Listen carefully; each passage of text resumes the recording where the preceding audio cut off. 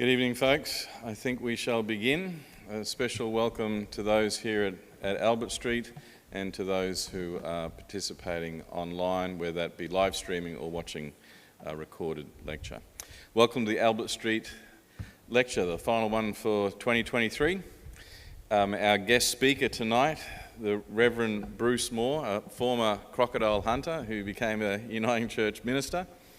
Some would say it wasn't much of a career change, but and for the last 6 or 7 years, Bruce has been crisscrossing across the state as a Director of Mission for Uniting Care, but he has just been elected in October as our new moderator for the synod for the next at least the next 3 years. So he's new in the role, and we're very blessed to have him. I'm sure his calendar is filling up pretty quick. And tonight he's going to be talking about, so take notes because it's a complicated title and a very intriguing one. Who were you before someone told you who you should be? So let's welcome Bruce to the lectern. Thank you, mate. Thanks, Peter, and really appreciate the opportunity to be able to share with you tonight. I've got a couple of disclaimers, and one disclaimer is I don't believe that I really consider myself as a lecturer, but I am a preacher that sometimes, a bit of a closet preacher, which means that I never miss an opportunity to actually preach. So if I brought along tonight of moving from what would be deemed to be lecture mode into preaching mode, please forgive me. That's just where my gifting lies. But I do want to challenge you tonight around this frame that I've developed around who were you before someone told you who you should be. Let me just share a couple of stories with you first. In the late 1900s, NASA contacted Dr. George Land and Beth Jarman to develop a highly specialised test that would give them the means for effectively measuring the creative potential of NASA's rocket scientists and engineers. If you like, their potential to be creative geniuses. And this is what the research found. They took a sample of about 1,600 children from ages 4 to 5. And what they found shocked them. 98% of the 4 to 5-year-olds were actually deemed to be creative geniuses.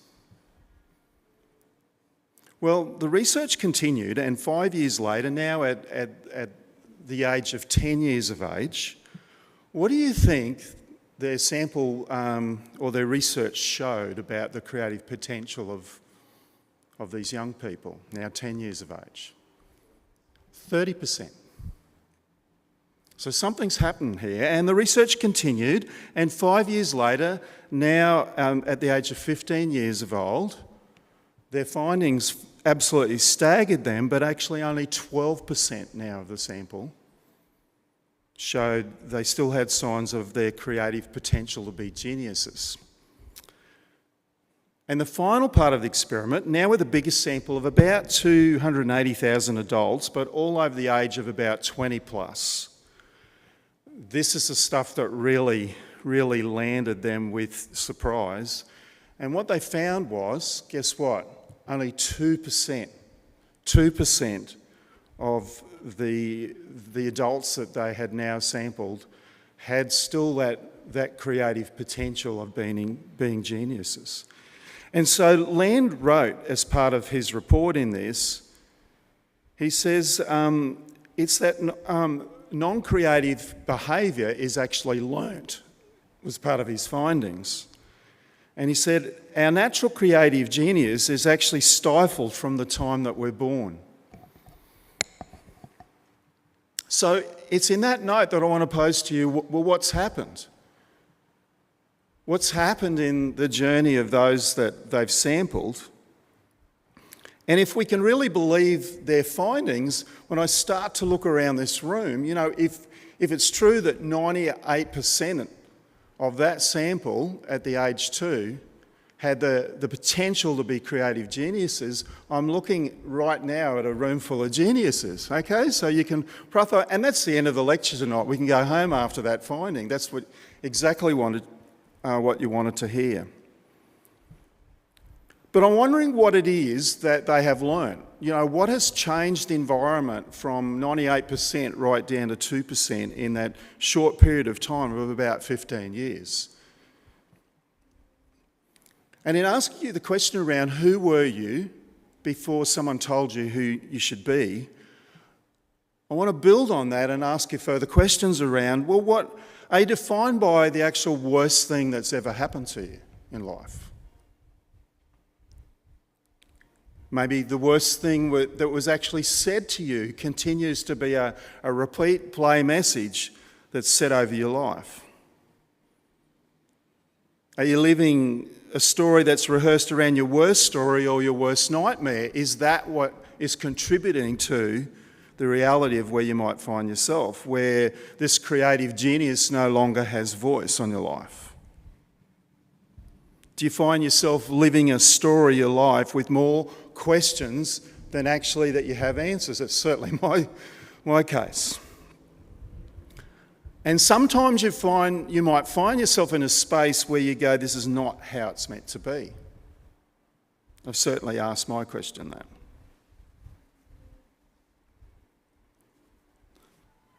Let me just share one more story. I'm told that there are a few events in the discipline of track and field around the globe that people understand, like the running of the mile. And if that language doesn't speak to you, around what a mile? Well, it's 1,609 metre race, okay? But it doesn't sound quite impressive as the mile, does it? And even people who don't know much about track and field events, which is definitely me, let me tell you that, but so I'm just basing it on what I've learned. It takes an extraordinary effort to break the 4-minute barrier in running the 1,609 metre race, or namely the mile. And even still to this day, there's a mystery surrounding this distance and the running of it, which dates back to 1954 when Roger Bannister first broke the magical 4-minute barrier. In my research, I'm told that Roger Bannister, on May the 6th, 1954, busted through the 4-minute barrier with a time of 3 minutes, 59 and 4/10 of a second. Runners have been actually chasing this goal seriously since 1986, so that's 70-odd years. And that challenge involves some of the most brilliant coaching in athletics right across North America, Europe, and yes, here even Australia. And 4 years, athletes had been striving against the clock to crack this elusive 4 minutes barrier.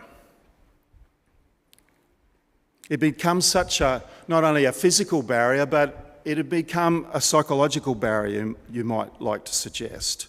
It almost became this unconquerable mountain, and the closer it was approached, the more daunting it really seemed. And so that 4-minute barrier just stood for decades after decades after decades. But when it fell, the circumstances actually defied the confident predictions about what it would take to actually break that 4-minute barrier. Here's what they had thought it would take. Was the best minds around this. Perfect weather, 68 Fahrenheit, no wind, not a particular kind of a track, a hard, dry clay track, and in front of a huge, boisterous crowd urging the runner on for their best ever performance. But guess what? Bannister, on a cold day, on a wet track, in a small Oxford, England crowd, cracked the 4-minute barrier. Some might ask questions around, well, how was this possible? I certainly would too, although it hasn't been my goal or aspiration to crack the 4-minute barrier. I couldn't be further. And some were saying, well, was there a sudden spurt in human evolution, that pushed this through?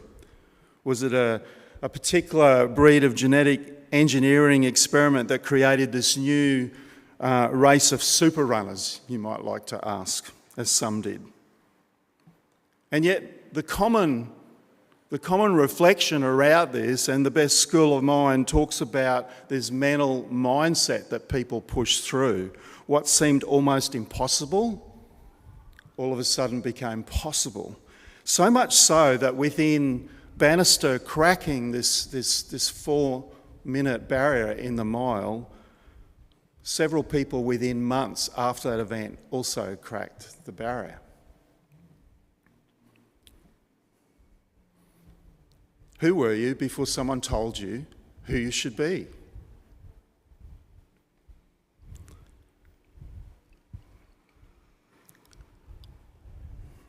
What does it actually take to bring about, if you like, transformation before what is deemed to be impossible, that creates this, this narrative around our life? If it's truly what Land said, this is a learnt response. What is it that feeds into this barrier that seems to have a strong hold over us, that takes us from the way that we were actually created to be? I'm someone that actually follows the work quite closely of one of the researchers, Brene Brown, and I know you're either a great fan of Brene or not at all. You won't entertain it, and I'm not going to ask you where you might sit around her thought leadership. But I believe that she makes a really powerful contribution into this space right now. She says that there's nothing more limiting than tapping out of our inner tensions that we actually hold. If you like, checking out of those tensions that we might choose to hold, which are really uncomfortable for us when we've been trying to oversimplify our thoughts and feelings that have the power to help us actually understand who we are and what we actually need. In Brene's eyes, there's this power in holding that tension, if you like, of the unknown, where we find ourselves in a place where we've got more questions than answers, but actually in that space lies the goal to help us further understand ourselves. My suggestion would be, or my input into that would be, who we're actually created to be. She further suggests that real insight lies in being prepared to show our human vulnerability as people, as leaders, and actually say when we don't know or don't even know how we actually feel about something. And if you've sat in that space, you know the tension that actually creates. I want to suggest tonight that the power of actually asking the question, rather than taking on or adopting a narrative of what has been spoken over you or over me, or what we choose to hear or what we actually listen to, can actually find ourselves in an all-consuming place. And it takes on the message of the loudest voice. As Brene goes on to say, she says, vulnerability is not actually winning or losing. It's having the courage to show up, be seen, where we actually have no control over what the outcome might be. She goes on to say, and if you followed her work closely, she's a big promoter of this, that vulnerability is not a sign of weakness, but it's our greatest measure of courage. And I love this bit. She says, when people who wade into discomfort and vulnerability and tell the truth about their stories are real bad asses. A month ago, when I was installed or inducted actually here in this building as your moderator of the Queensland Synod, I called our church into the spirit of renewal.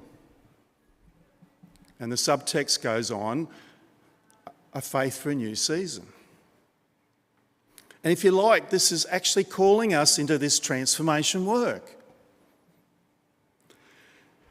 And what I know about the research about transformation is if we want to see corporate transformation, namely renewal in the life of our church, it requires of each of us some personal transformation work as well. You won't actually see corporate transformation unless we're prepared to do the heavy lifting in personal transformation. Well, that's my premise and my thought, and research would tend to support that.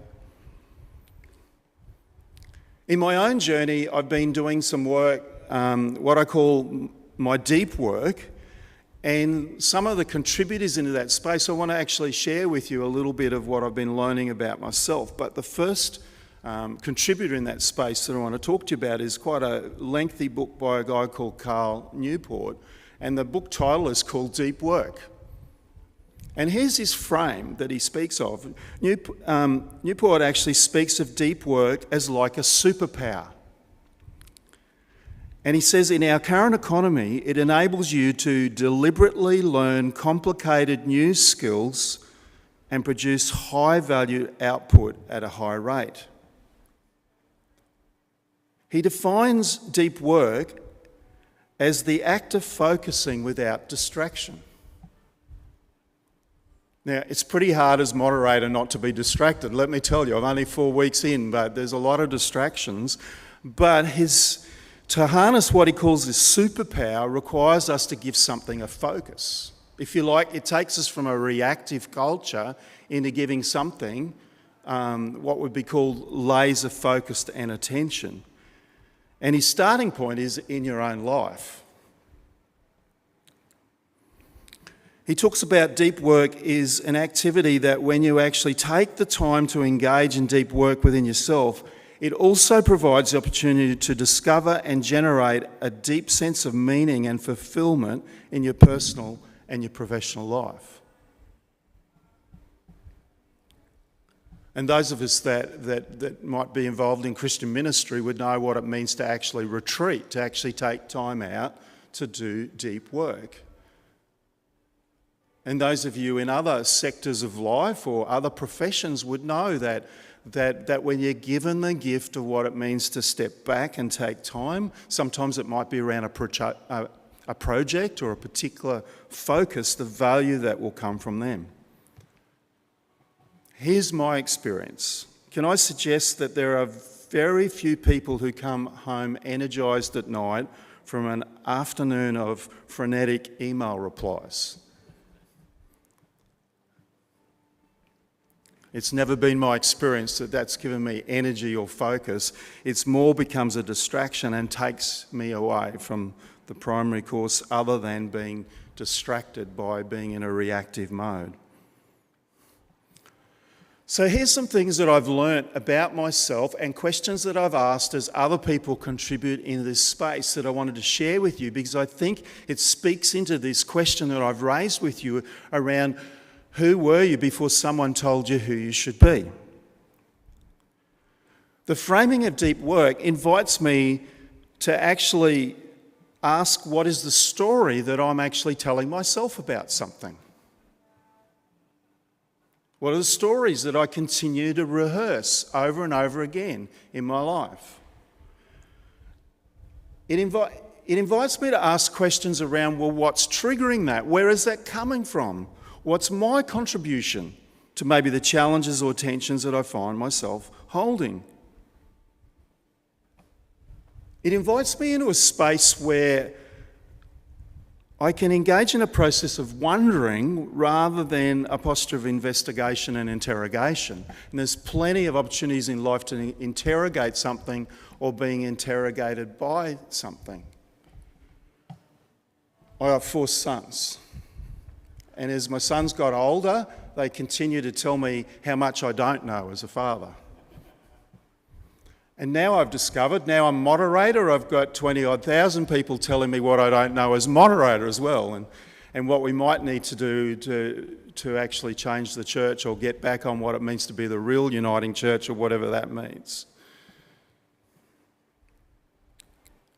But there's narratives that start to cycle in the stories and the questions that people want to interrogate and ask. But wondering questions invites me to step back from that and say, where's that coming from? In the last 5 years, I've had the gift of doing some professional coaching.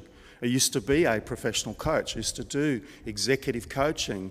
I've done that with people all around Australia and overseas as well, but I believe that you're not much earthly use unless you're open to learning yourself.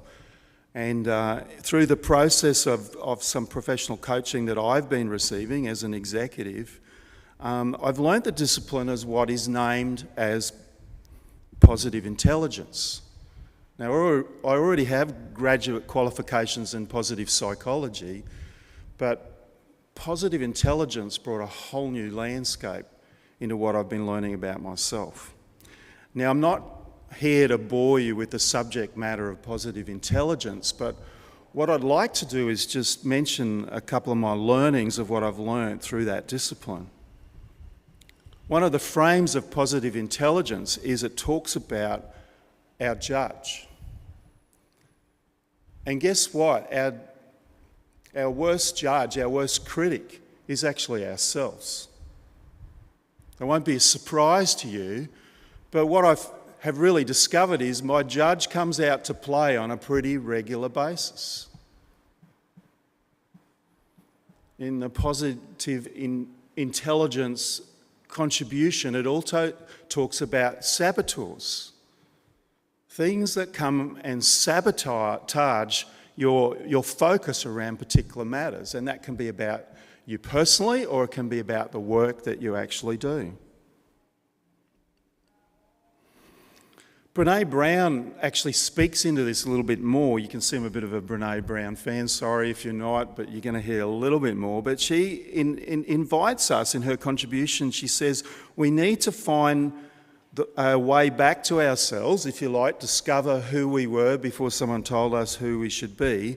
We actually, in order to do that, we need a language around it, is her point. And the grounded confidence to both tell our stories and to be good stewards actually of the stories that we hear. Now here's another, you're going to hear a few contributors into my thought pattern around this as I've really sat in attention of this. Another contributor in a space which I have done a lot of work with. I used to be an accredited facilitator under her institute, but a lady called Susan Scott, who leads an institute in the States called the Fierce Institute. And she writes two works that have been transformative in my life. One is called Fierce Conversations, and the other piece of work is called Fierce Leadership. You can't read the Fierce Leadership one without actually understanding her frame of Fierce Conversations. But she speaks into this with a number of things, but one of her key points is that he or she that is actually able to name an issue without laying blame will emerge the leader in a conversation. It's a powerful thought. And when you really start to unpack that, you find that pretty challenging because it taps into that part of the narrative that I already talked about, the stories that you actually tell yourself. But here's her really powerful piece. She says, while no single conversation is guaranteed to transform a company, a relationship, or a life, guess what? Any single conversation can. And it actually invites us to take the risk of being good stewards of stories that we hear and what we then actually do with that story alongside of our stories. And I had a really powerful aha moment about a year and a half ago when I was attending a leadership summit in Chicago, where a guy called John Akoof shared some of his findings in his latest book called Soundtracks. And he just gave this same argument, same theme around what I've just been sharing, but he shared it in a very different way. He just gave it a different label. He defines soundtracks as repetitive thoughts. And he talks about one of the most distracting thoughts we have is actually overthinking something. And you're probably saying, well, that's not me, I don't overthink things, but just think about it. Have you ever found yourself about to send an email and then you find yourself paused on that, that mouse button Will I send it? Won't I? You rewrite it. You don't. Sometimes you even delete it without even sending. Overthinking. I don't know about you, but post-COVID, are we still supposed to shake hands, or aren't we? Or what? What's that about? Can we actually give someone a hug anymore? Like what? We're overthinking it. And his point is we chew up so much bandwidth overthinking someone, we miss the very opportunity of those creative thoughts, the creative potential that we actually have. Often, a lot of those creative thoughts just get burnt up by overthinking, and we never get the opportunity to actually share that. His point around soundtracks is there are all sorts of triggers for soundtracks that we actually play. It's a bit like the story that I talked about, the narrative, if you like. Every relationship, every meeting, every forum, even you turning up here today, he would suggest has triggered a soundtrack for you, and for every one of you that will be a different soundtrack. Some of you are saying, oh, I know that Bruce Moore character, Moderator, I've already written, whatever your story is about me, it's starting to be rehearsed. And I'm not trying to make this about me, but for each other, even this very place that we find ourselves in the moment triggers a lot of soundtracks for me. And some of you have heard my family generational story in this church. Those soundtracks are alive for me every time I walk in this building. But he also goes on to talk about we all have broken soundtracks as well. And I find this a really powerful thought. And sometimes those broken soundtracks are just on our repeat playlist. They go over and over and over again. And he goes on because he was talking in a leadership environment. He says, actually, great leaders acknowledge and retire soundtracks that are broken. As I shared with you before, that thought pattern about where's that coming from invites curious questions for me. His input around this is that there are soundtracks. If we are truly to discover my point about our creative and live out our creative potential, there are tracks that we need to retire and put aside, delete off our playlist. They're not helpful. Here's one of my soundtracks of my playlist, and I've shared a little bit of this at Synod, but as a teenager at school, which is more than 43 years ago, so now you've pegged where I might sit in the spectrum of life and where, as I start to age in that second part of life, there's a track around a couple of bullies that still ring loudly in my ear. It's a broken soundtrack, but it's still alive in my mind. And in other language, we talk about the shadow of our leadership. Well, part of the shadow of my leadership, the negative shadow, are those broken soundtracks that just sit there and take me away from the very place that I believe that I've created to be, the full potential. If you like, who were you before you started to rehearse some of those playlists over and over again? The voice that starts to become the loudest voice in your mind and your lived reality of who you are. You might like to ask, is this simply, Bruce, about having a positive mindset or developing a positive IQ, or is it simply about changing the way that we view things and that? And I would like to suggest that it's not. There's more to this in the contribution of what I just wanted to unpack tonight or challenge you about. Part of my story is I've worked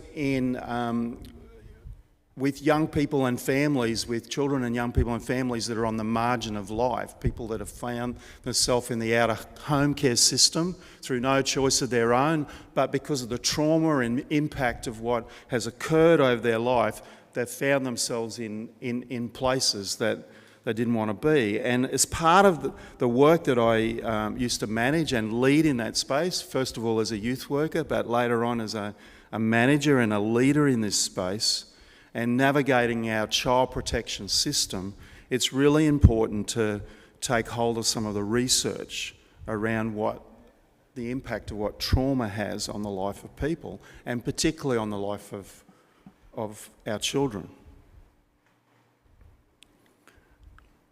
One of the contributors in this space is a guy called Dr. Bruce Perry, who in one of his titles he talks about the boy who was raised as a dog, and it's a true story.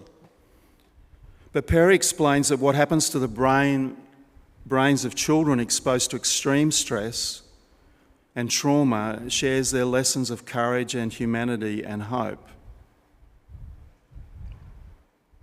He talks about the power of actually love and nurturing, where people can actually rewrite neural pathways, if you like, because our brain, what we're discovering through neuroscience is the plasticity of our brain. We have the opportunity to write new pathways, if you like, re-explore my premise would be our creative potential of who we're created to be, where people will find love and nurturing and find healing of wounds, deep wounds that have traumatised their life. The research shows, and you can look at some of the current research around the damage that it does to the actual growth of brain. And you can physically see brains that are under, not only delayed, but are underdeveloped because of the impact of trauma on their life. But the opportunity to unlock that as you write different narratives, different soundtracks, different stories to break through the trauma that might be there on their life. Another contributor, not me to take you too much further down this track, is a guy called Bessel van der Kolk, and many people would know it just by his book title, and I've studied under Bessel for a number of years, but he writes this book called The Body Keeps Score. Our body remembers. There are soundtracks. There are stories. There are things that have happened to us that the body captures and takes hold of, which takes you away from who you were created to be. 98% of us are creative geniuses, but something's happened in our story of our life that takes us away from who we are created to be.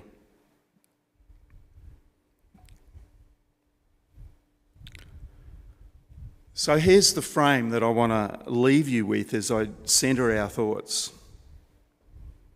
And let me just take you back to the poetic literature of the book of Genesis, as captured in our Old Testament story. And we find these words in Genesis 1:3, God looked at everything he'd made and it was very good. So good that he created us to be geniuses, if you like. And if we read further in it, we read a little bit more on in that text, we find, picking up in verse 26, let us make humankind in our image according to our likeness. Let them have dominion over the fish and sea, over the birds of the air, over the cattle, over wild animals of the earth. So God created humankind in his image. In the image of God, he created them, male and female, he created them. And a little bit further on, and indeed, what God had created was very good. Now, we can get in the in and outs in the context of this being poetic literature, and it's definitely not a scientific-based document of our biological created order. But what we can lift out of the understanding, as we would read in that text, is the intention of our creative potential, I would argue. But God created us in an environment with the potential to live in a space where we would flourish, where all things would flourish. As we pick up in other scripture, we find ourselves in a place where all things, where creation is groaning, it's labouring. And as I've named some of the trauma and the impact of what you and I might have experienced and others experienced in their life, it takes us away from the way that it was intended to be.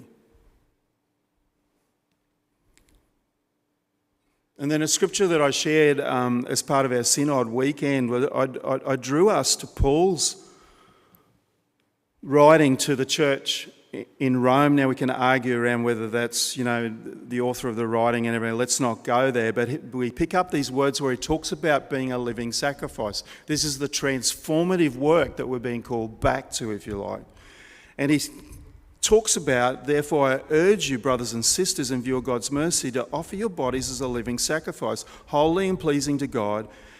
This is your true and proper worship. Don't be conformed to the pattern and standards of the world, but be transformed by the renewing of mind, and then you will be able to attest and approve what God's will is, good and pleasing and perfect will. He's writing a transformative, a new way, a new order, the creation of the way that things were intended to be, but it relies on us centering ourselves on the person of Christ. And Paul talks about being a living sacrifice, meaning that it's not a one-off moment, that there's this constant cycle of re-centering ourselves back on Christ.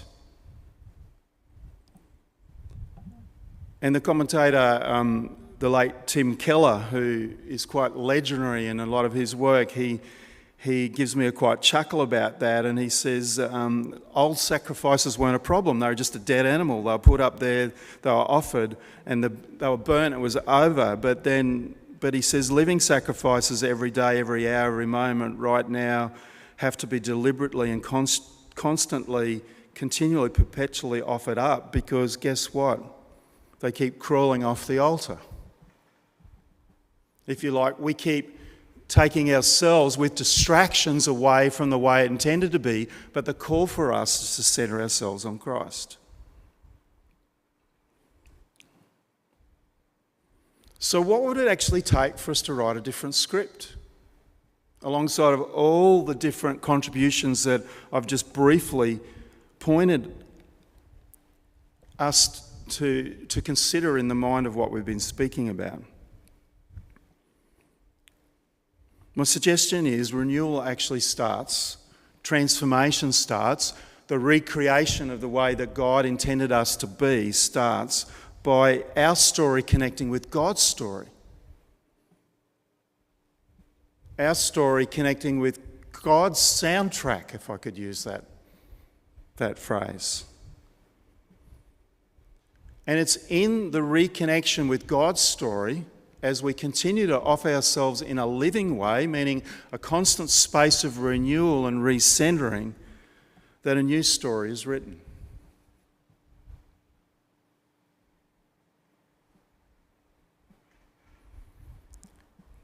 I don't know what the soundtrack is that is rehearsed and playing over and over again on your playlist,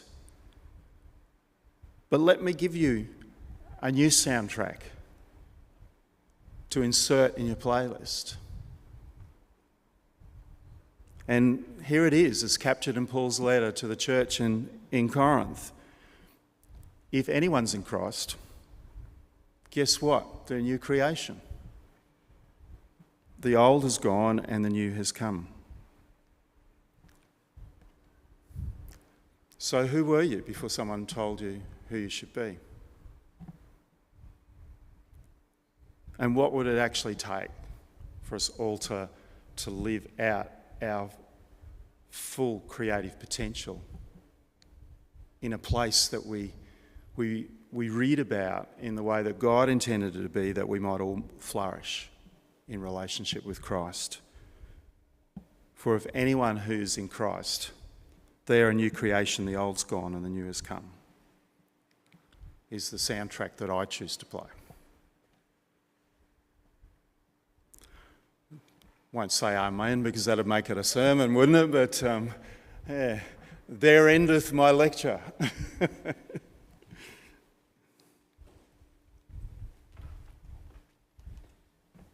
Folks, let's thank Bruce for. Thank you, Bruce. So many takeaways. I wasn't texting people. I was writing notes on my phone. So many wonderful takeaways. But the best one was, if you're ever toing and froing about sending that email, just send it. That's my takeaway.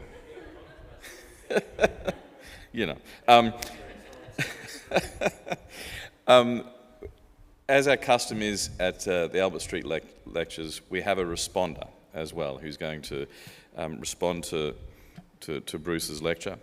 And this evening we're very honoured to have Rebecca Riggs, who works for the Synod as part of the mission engagement team. Rebecca is passionate about the power of narrative to create meaning, and so we're looking forward to what she has to say. And for those who are at the Synod, you will know that Rebecca's superpower is reading scripture in public. She's amazing. Please put your hands together for Rebecca.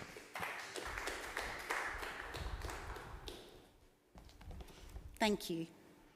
And thank you, Bruce.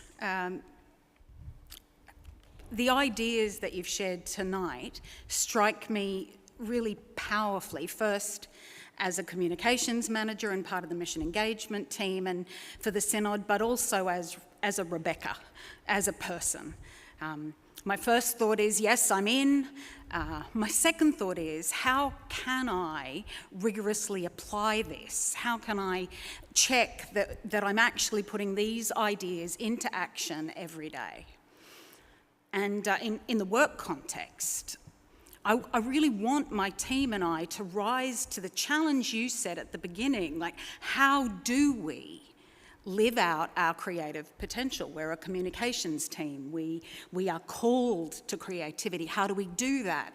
And how do we step into and inspire transformation and renewal of our minds and other people's minds in Christ? And I also want us to rise to the challenge you set towards the end, which is don't get off that altar. The first guiding principle of our team is look for God. And we've promised that we're going to ask ourselves all the time, where is God in this?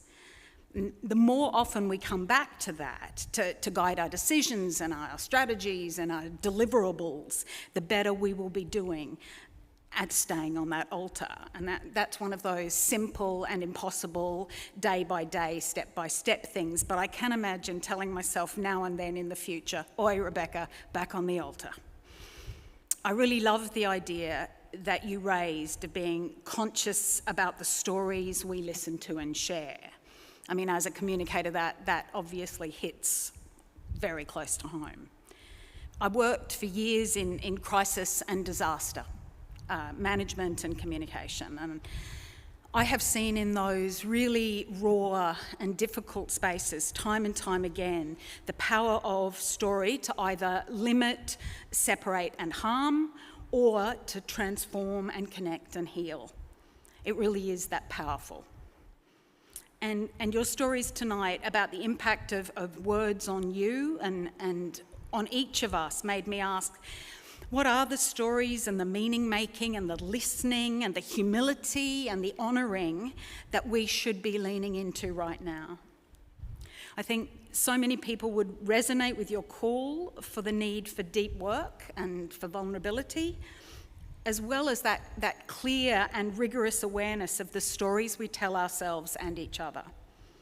I have learnt again and again that the first, most important story is the one we tell ourselves.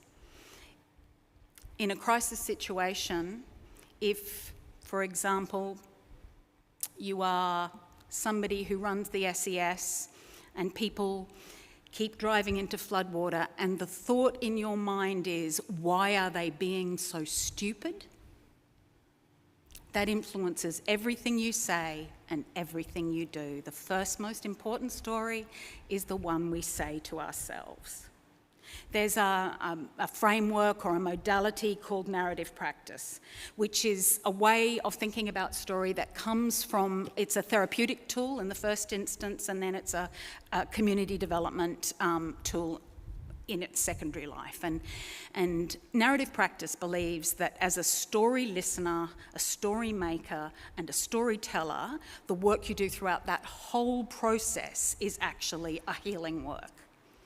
And it's often really easy to tell the limiting story, or what narrative practice calls the thin story, because it's true.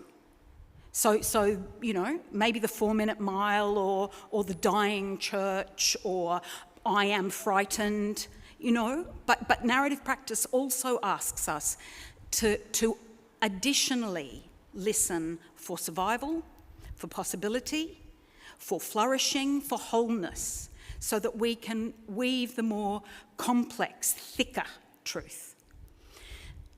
And when we can, listen before we speak and wonder before we interrogate, as you put it, we can weave the narrative that includes both struggle and hope. And I'm excited about that possibility.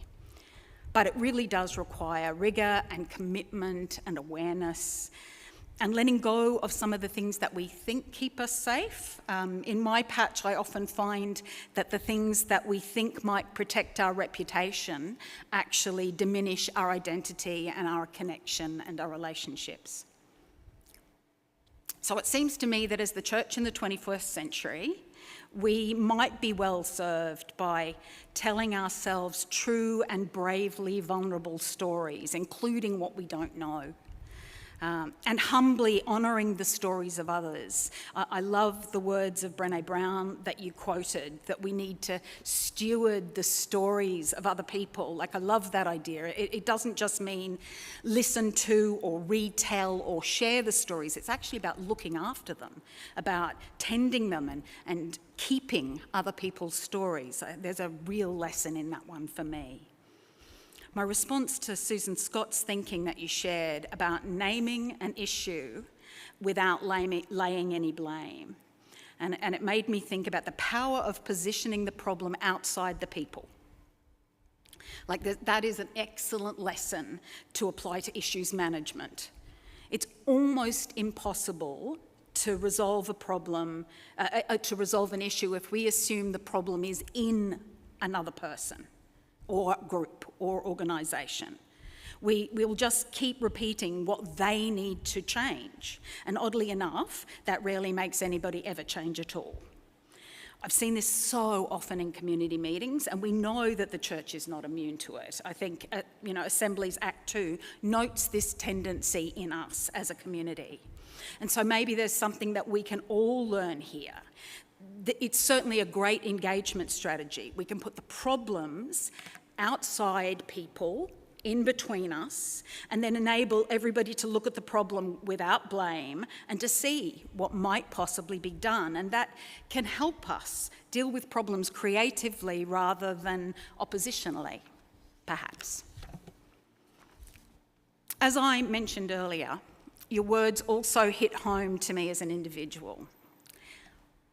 You asked us to be vulnerable, to do the deep work and to lay it all down at the foot of the cross, and to be fully available for the work Christ is calling us to. You asked us, who were you before someone told you who to be? I think I did a lot of dancing, and I loved reading, and I had a rather sombre inclination as a very young child to wondering about brokenness and beauty, although I couldn't possibly have said it in that way. My favourite poem when I was 7 was a poem called Glencoe, which is about a bloody battle in 1692 and the wind sighing in the pines and the snow covering the battlefield. I admit that is pretty unusual for a 7-year-old girl. But that call I felt to somehow make broken things beautiful probably led me to where I am today.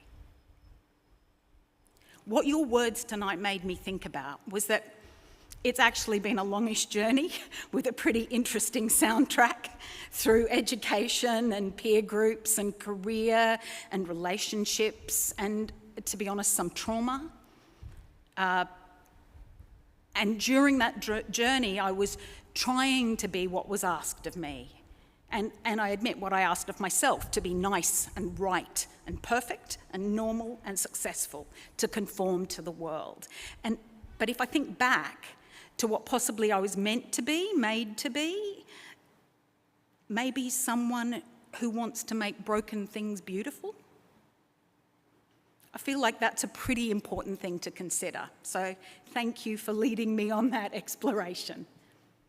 And finally, I'm taking away the thought that I am called to partner with the Spirit to tell God's stories and to listen to and share God's soundtrack. And maybe I can tell my son or daughter that they're amazing, fearfully and wonderfully made. Or maybe in the midst of deeply frustrating conflict or crisis, I can write, let us be loving. Love is patient. Love is kind. Or maybe when I'm feeling weary or overwhelmed, I can remind myself to run with perseverance the race set before me, fixing my eyes on Jesus. So thank you, Bruce. That's plenty to be getting on with.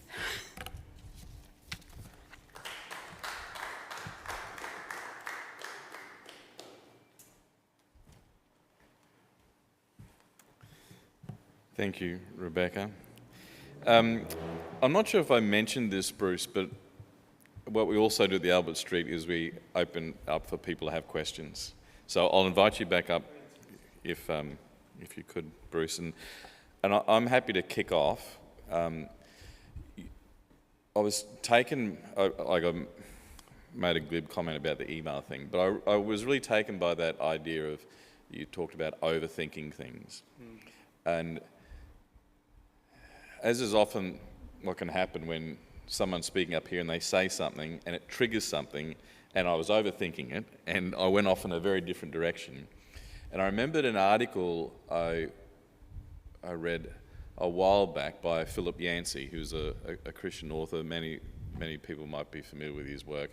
And but he wrote this article where he said he finds it so hard to read now because his attention span has been reduced.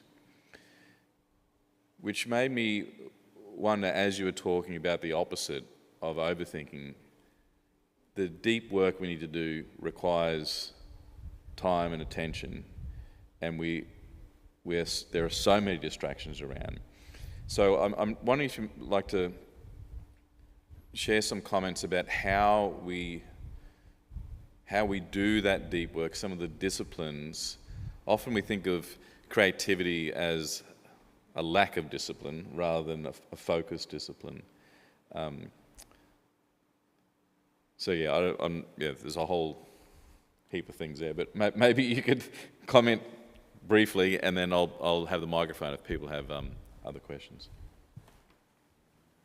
Thanks for that question, I think. I guess my frame around overthinking, as if I be true to what the point John's making in his work, is that there are many ideas that are just sifting or sitting within inside of us that are never tapped or released or even get a voice because they sit in that void of overthinking.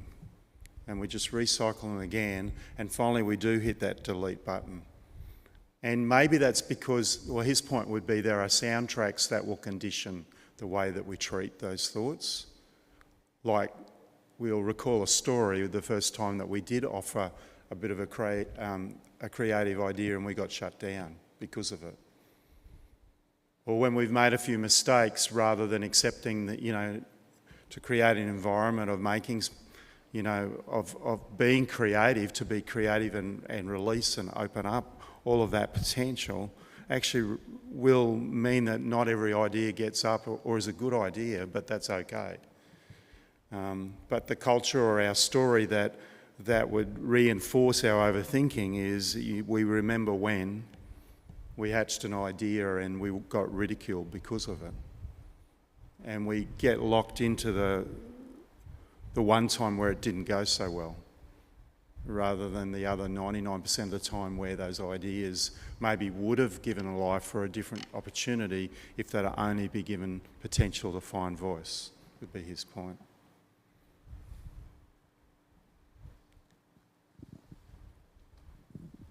Hi Bruce, I'm Leo. I'd like to go, I have a comment and then a question, both related, regarding the story that you told about the NASA study on geniuses.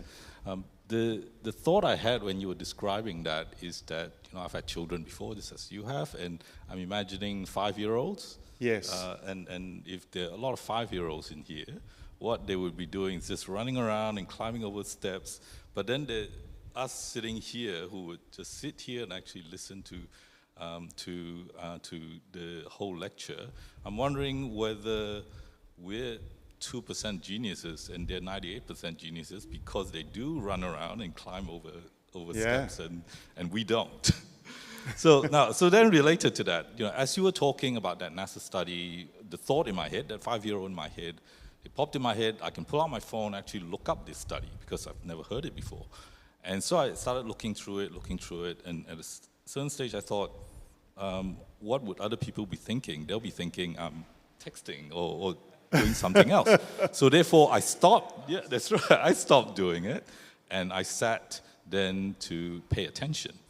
So the question I have is that I like your thought about that two different parts of me. One is to go and explore and look at all that information, and the other one is to stay engaged in what you're talking about throughout your whole talk.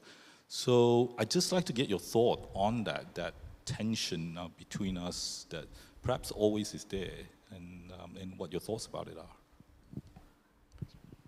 There's not necessarily based on that experiment, but I'm very conscious that, in terms of our bandwidth of what it means to give something our full divided attention, to actually focus on something requires very little of what is our potential, if you like, namely just to listen to Bruce.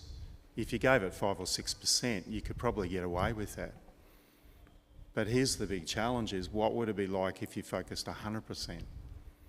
And like in other studies that I've done, or disciplines, particularly in the area of what you would call active listening, or in the discipline around counselling, that talk about how you use your lag time, meaning just to listen to someone, pretty okay, get a response, feel like they're being to listen to, only requires about 8% of your concentration. So what do you do with the other 92%, you might like to ask? The art of really good and effective and deep listening is actually to refocus, remove all the distractions and refocus the other 92% on the person that you're listening to. I don't know if I've answered your question, but you can see that there's so much untapped potential, and the work of Newport that I refer to invites us to say, what if we give something a laser focus and give it our full attention? And I would imagine for each one of us, the distractions are going to be all quite different. Part of my distractions is that actually finding the right sort of place and space to remove those distractions becomes almost the distraction, because I know that sounds like double take, but then all my time and energy goes into trying to create the right space rather than actually just taking the time to actually make the space and get on with it, if you like. So that can become a distraction in its own right. But I imagine that'll look very different for every one of us, but you need to find something that actually works. And then setting up a discipline. One of the things I'm having a crack at anyway, and I'm only 1 month in, is as moderator, is actually to try and get some rhythms and cadences in my life that actually honour time to actually find that space, if you like, that space where I can do my continued spirit of deep work within myself. And that's a challenge in a very reactive style platform that I find myself in, where people have got some pretty loud voices around all sorts of things.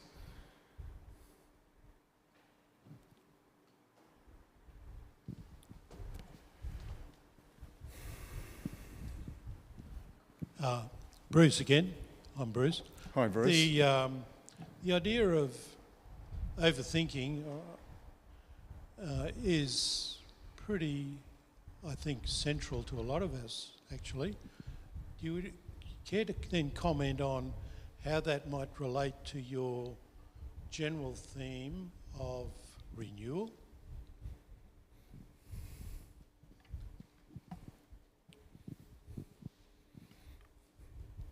I think my final point around recentering ourselves on Christ would be, I guess, my frame around if we recenter ourselves on the renewal that we can find in our relationship with Christ, I can sit on the side and think about that and overthink whatever it is that's eating me up, or the narrative that gets voice on my playlist and my story. But to put myself in this absolute state of what I'd call surrender constantly before God, putting myself back on that table of surrendering everything before God, for me, takes me away from that distraction of overthinking, and to harness what John Ackhoff would say, harness a superpower of giving something a laser focus. And the laser focus is my relationship with Christ, because Christ in all things is where I find my ultimate renewal and my hope for a new future. It's a really, I'm going to take you on a very quick tangent, but I'll get you back there again. But I was thinking about some of the research that I've done in some of the trauma research, and I've done quite a lot of work in the space of childhood trauma. And I was just thinking at a conference that I was at in Melbourne, which was around childhood trauma, and some of the world minds, some of the best thought leaders that have been, they're in this space. I remember this one lecture where I didn't even understand most of the terms they were using. I just sat there like an idiot. But at the end of the day, guess what his findings was some of the best research using imagery and all sorts of things of the brain was the ultimate act that trumps everything is love. Go figure. It took a scientist from years and years of research and studying the brain and analysing the impact of what trauma has on life, but the ultimate act that he spoke of was this ultimate act of this new superpower that he identified as being called love. Well, he actually doesn't own copyright on that one, but he thought he did, and he's got a scientific paper to prove it. But like we've already got the good book in front of us that actually points us back to the ultimate act of life, and that's the sacrifice of God and his son Jesus. Start of story, end of story. Wouldn't that be a good story to get on our playlist, would be my point.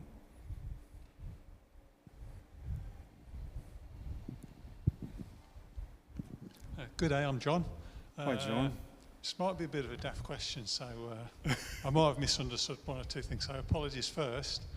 So deep thinking, how do you assess if it's helping you or you're successful? Do you feel more happier, or do you think, oh, I've learnt this, that and other through my deep thinking? Do you put parameters around it saying, I'm going to do this deep thinking, I'm going to focus on this area, and these are the outcomes I want, these are the benefits I'm going to get? Does that make sense? Yeah, it is. I imagine the answer will be really different for us all, but it's at the end of the day, what is the thing that will put you in a space where not only you flourish, but others flourish as well? That would be my life, it's part of my life mantra, is that my theology around stewardship is, we're custodians of a whole bunch of things that are entrusted to us. In my case, I've got 4 sons, I'm in a relationship with my wife of now 38 years, I'm stewards of what's been entrusted to us, but I never actually get to own any of that. I'm a steward of it. It's been entrusted to me. But it's not entrusted to me for my selfish use or selfish gain. It's actually that others might flourish and find meaning and purpose and life in their space also. That's the ultimate act, once again, in the purpose of Christ. So how do I put success framework around that, which is sort of the guts of your question? What would success look like if you got there, or how do you prioritise things in order to actually do that? My reference point is what would cause others to flourish, because that's what it means to be a good steward of what's been entrusted to me. As a dad, success for me is to see my 4 sons really flourish in life, not based around my own values, but around the way that they get to live out their created full potential. And as a parent, those of you that have the joy of being parents, both challenging and at the other end, there's no greater joy than to see your kids flourish in whatever space that they find themselves. That's how I define success. Yeah.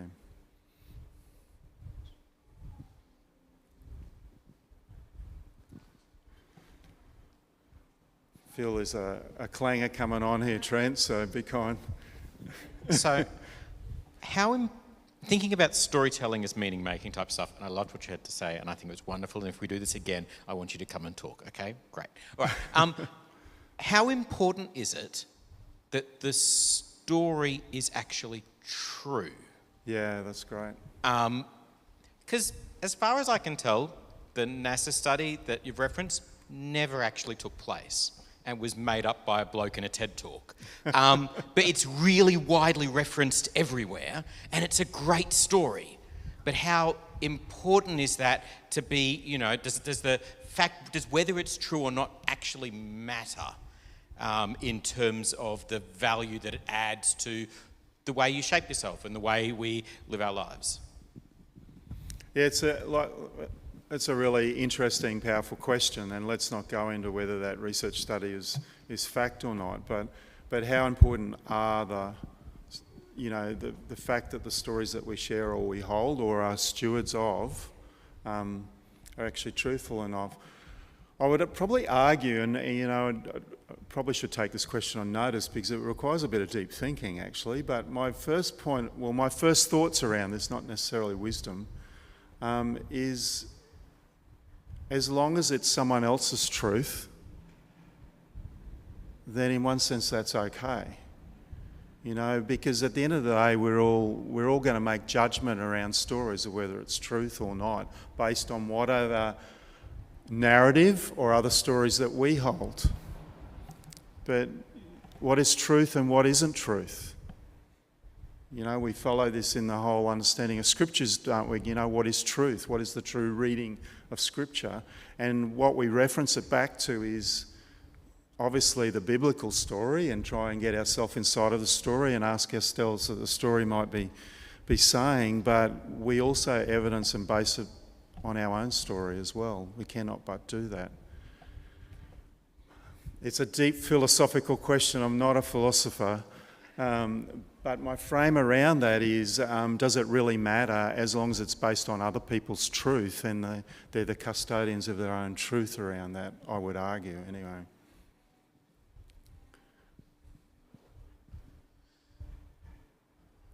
We might leave it there. One final question, Bruce. In the questions that we've had, and a lot of the focus in your lecture was what we can do as individuals around the soundtracks, around doing that deep work.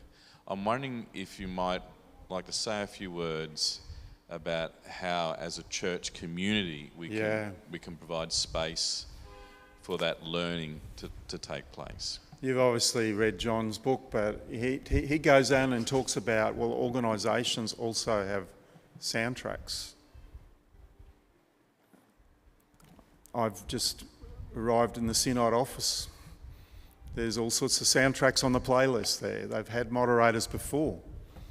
And people are telling me the way we did things. I've had people refuse meetings on my behalf because the previous moderator didn't accept those meetings, all right? And that's not a comment about those people. That's just soundtracks that are going off there. I'm sure the culture of this great sacred place and the generational story that here has many soundtracks that you hold together. So the power of tracks, but the recognition, if you want to follow his thesis on that work or his premise that he points is, we will hold together broken tracks as well that we continue to rehearse as part of the story. And the invitation is to maybe lay down some of those tracks or delete them from the list in order for us to seek renewal together. And maybe my challenge would be at times that's what it's going to actually take. You'll see a little reflection that's in the latest Uniting News where I've picked up on the call of Moses and talk about the 3 signs that God gave to Moses as he was in argument and wrestling with God. And in that, the first sign is about the stick that he held in his hand, and the invitation is actually to lay that stick down. And I've got a sermon coming on, so I won't get into it. But I'm wondering if there are tracks that we need to delete or to actually lay down in order for God to be able to let go, and we seek renewal across our church.